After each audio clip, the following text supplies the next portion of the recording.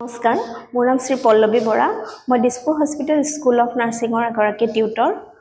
তোমালোক সকলোৱে গম পাইছা যে জিএনএম নাৰ্ছিং কোৰ্স জয়েন কৰিবৰ বাবে এটা কমন এন্ট্ৰেন্স এক্সামিনেশ্যন এপিয়াৰ হ'ব লাগে তাৰ কাৰণে হয়তো তোমালোক সকলোৱে নিজাববীয়াকৈ প্ৰস্তুতি আৰম্ভ কৰিছা পঢ়িছানে নাই বাৰু তোমালোকে ঘৰত আমি যেহেতু গম পাইছো তোমালোকৰ ফালৰ পৰাও কোৱেৰিজ আহিছে বহুতখিনি কোৰ্সটো লৈ বা এন্ট্ৰেন্স এক্সামিনেশ্যন এপিয়াৰ হ'বলৈ কি পঢ়িব লাগিব বা অনলাইন ক্লাছ হ'বনে নহ'ব সেইবিলাকৰ তোমালোকৰ ফালৰ পৰা আমি কোৱেৰিজ পাইছো বা তোমালোকৰ মনটোত বহুতখিনি কুৱেশ্যন আছে চাগে গতিকে সেই তোমালোকৰ প্ৰস্তুতিত আৰু অলপ সহায় হোৱাকৈ আমিও আমাৰ ফালৰ পৰা কিছুমান বিষয়বস্তু লৈ তোমালোকক ডিসকাস কৰিবৰ বাবে আজিৰ পৰা আমি ক্লাছখিনি আৰম্ভ কৰিবলৈ ওলাইছো গতিকে তোমালোকো আশা কৰো তোমালোকেও ঘৰত ভালদৰে পঢ়া আমিও তোমালোকক অকমান সহায় কৰিবলৈ আগবাঢ়িছো আমিও আমাৰ ফালৰ পৰা অকমান ট্ৰাই কৰিম আৰু আমাতকে দুগুণ তিনিগুণ বেছিকে তোমালোকেও যাতে ঘৰত পঢ়া গতিকে হেতু কাৰণে আমি এই ক্লাছখিনি আগবাঢ়িছো আশা কৰো তোমালোকে সময় নষ্ট নকৰি তোমালোকে নিজাকৈ পঢ়া ষ্টাৰ্ট কৰিবা In our class, both English and Assamese medium students are there. So, I will try to discuss in both medium, English and Assamese also. Okay? So, let's start today's topic. Today's topic is energy. Okay? Today's topic is energy. Energy mane ki hoise paru? Energy mane apomiya ki boli ko ami shakti. Shakti. Okay? Shakti mane ki তোমালোকে হয়তো বুজি পায় এতিয়া suppose মই যে কথা কৈ আছো তোমালোকৰ লগত কথা পাতিবলৈ বিচাৰিছো বা মই লিখিছো তোমালোকে পঢ়িছা মোক চাই আছা সেই গুটি বস্তুবিলাক কৰিবলৈ আমাক কি লাগে শক্তি মানে কাৰ্য কৰিব পৰা ক্ষমতাই হৈছে শক্তি energy means what energy means the capacity to do work okay this energy means what capacity to do work okay now in this class we will discuss broadly about the sources of energy যেহেতু আমাৰ এই শক্তি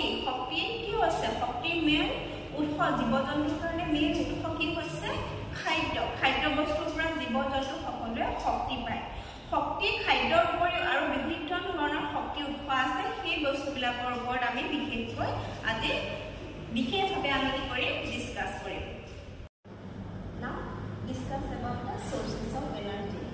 okay the sources of energy there are main two classification is there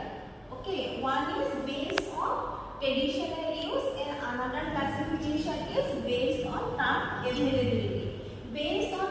traditional use ইয়াৰ মানে হৈছে ব্যৱহাৰৰ ওপৰত ভিত্তি কৰি শক্তি উৎসসমূহক আমি ভাগ কৰিব পাৰো আৰু কেনেকৈ আমি পাও উপলব্ধ কোৰ পৰা শক্তিখিনি পাও তাৰ ওপৰত ভিত্তি কৰিও আমাক কি কৰা হয় শক্তি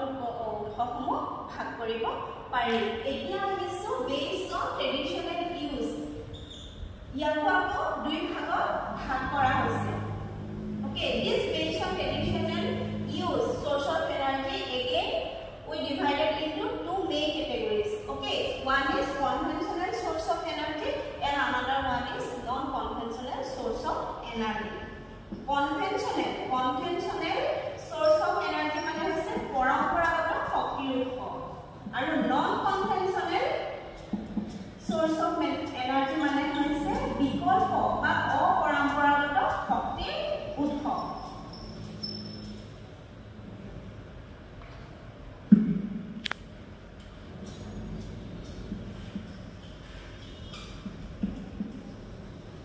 non-conventional source of energy conventional source of energy মানে হৈছে পৰম্পৰাগত শক্তিৰ উৎস আৰু non-conventional source of energy হৈছে বিকল্প বা অপৰম্পৰাগত শক্তিৰ উৎস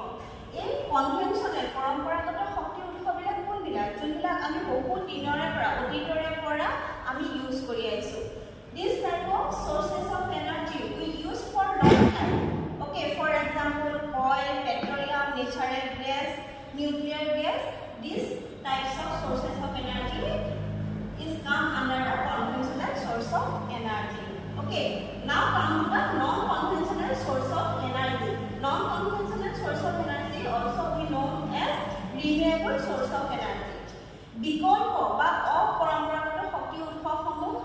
কোনবিলাক যোনবিলাক হয় যোনবিলাক আমি ইউজ কৰি আহিছোঁ বহু দিনৰ পৰা ইউজ কৰি আহিছোঁ কিন্তু এই ইউজ কৰা শক্তিসমূহ খতম হৈ নাযায় শেষ হৈ নাযায় প্ৰকৃতিয়ে আমাক কি হয় এইবিলাক পাবলৈ বা প্ৰকৃতিয়ে নিজে নিজে এইবিলাক আমাক দি থাকে যেনেকৈ আমি সৌৰ শক্তি বায়ু শক্তি তাপ শক্তি এইবিলাক কি হৈছে non conventional source of energy সৌৰ শক্তিৰ বিষয়ে তোমালোকে জানা চাগে আজিকালি সোলাৰ লাইট আহিছে হয়নে নহয় সোলাৰ লাইট আহিছে হাইড্ৰ ইলেক্ট্ৰিচিটি বৈদ্যুতিক শক্তি তাপ শক্তি বায়ুৰ শক্তি বায়ুৰ শক্তি থাকে হয় নহয় বায়ু বতাহে কিবা এটা বস্তু ঠেলি লৈ যাব পাৰে নোৱাৰে পাতলা কিবা এটা বস্তু বতাহত ধৰিব পাৰে নোৱাৰে ঠেলি লৈ যাব পাৰে মানে নিজৰ জেগাটোৰ পৰা আঁতৰাই দিব পাৰে সেইটোৱে হৈছে শক্তি সেই গোটেই বস্তুবিলাক কিহত আহিব non conventional source of energy আৰু কনভেনচনেল সোৰ্স অফ এনাৰ্জি মানে পৰম্পৰাগত শক্তিৰ উৎসবিলাক কোনবিলাক কয়লা পেট্ৰলিয়াম এইবিলাক কি হৈছে আমি ইউজ কৰি আছোঁ সেই বস্তুবিলাক পাই আছোঁ কিন্তু এদিন নহয় এদিন পেট্ৰলিয়াম বা কয়লা গাড়ীত ব্যৱহাৰ কৰা যোনবিলাক পেট্ৰল ডিজেল তেল সেইবিলাক এদিন নহয় এদিন কি হৈ যাব খতম হৈ যাব শেষ হৈ যাব অ'কে সেইবিলাকৰ বিকল্প হিচাপে কি হৈছে আকৌ সোলাৰ লাইট সূৰ্যটো জানো কেতিয়াবা নাইকিয়া হৈ যাব ওপৰৰ জগতৰ পৰা থাকিব হয়নে নহয় সেইকাৰণে আমি এটা কিবা বিকল্প শক্তি উৎস হিচাপে সোলাৰ লাইট হাইড্ৰ ইলেক্ট্ৰিচিটি এইবিলাক মানুহে আকৌ উদ্ভাৱন কৰিছে অ'কে এতিয়া আমি আহিম বেছ অন টাৰ্ম এভেইলেবিলিটি আমি উপলব্ধ ক'ৰ পৰা পাওঁ সেইবিলাকৰ ওপৰত ভিত্তি কৰিও শক্তি কি কৰিছে আকৌ ভাগ কৰিছে অ'কে এই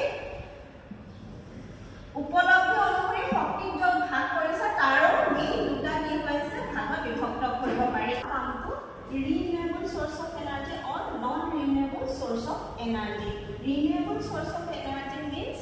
this type of energy we get from nature. Okay, naturally we can get this type of sources of energy. And non-renewable type of energy we get from naturally. Okay, but it has some limit. Okay.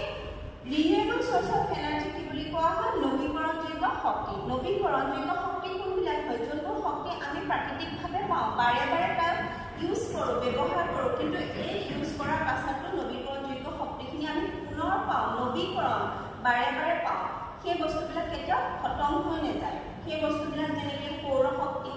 বায়ু শক্তি বতাহ বৈদ্যুতিক শক্তি এই বস্তুবিলাক কিহত আহিব নৱীকৰণযোগ্য শক্তিৰ ভিতৰত আহিব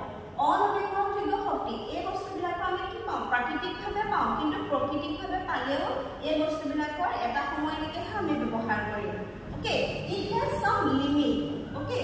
মানে অনৱীকৰণযোগ্য শক্তি আমি ব্যৱহাৰ কৰি থাকিব পাৰিম কিন্তু যেতিয়া খতম হ'ব সেইবিলাক মানুহে বা বিজ্ঞান প্ৰযুক্তিৰ সহায়ত আমি সেইবিলাকক কি কৰিব নোৱাৰিম বাৰে বাৰে পাব নোৱাৰিম ফৰ এক্সাম্পল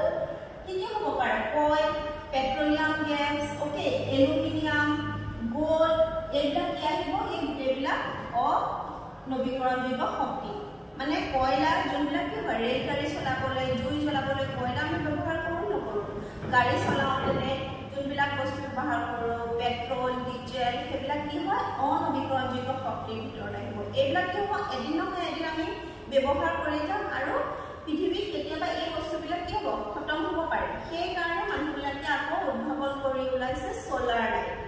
আজিকালি ইলেক্ট্ৰিচিটিৰ মানে চাৰ্জ দি পেলাই গাড়ীবিলাক চলাব পাৰি নোৱাৰি সেইবিলাক কিয় ওলাইছে কাৰণ এদিন নহয় এদিন কি হ'ব তেল পেট্ৰলিয়াম অইল এইবিলাক কি হৈ যাব পাৰে খতম হৈ যাব পাৰে গতিকে এই ক্লাছটোত আমি কি জানিলোঁ এনাৰ্জি মানে কাৰ্য কৰিব পৰা ক্ষমতা অ'কে আৰু সেইবিলাকৰ কি কি উৎস আছে বিভিন্ন ধৰণৰ উৎস কেইবাটা ভাগত ভাগ কৰিব পাৰি পৰম্পৰাগত শক্তিৰ উৎস অ'কে বিকল্প বা অপৰম্পৰাগত শক্তি নৱীকৰণযোগ্য শক্তি আৰু অনৱীকৰণযোগ্য শক্তি এইবিলাকক ভাগ কৰিব পাৰি অ'কে আমি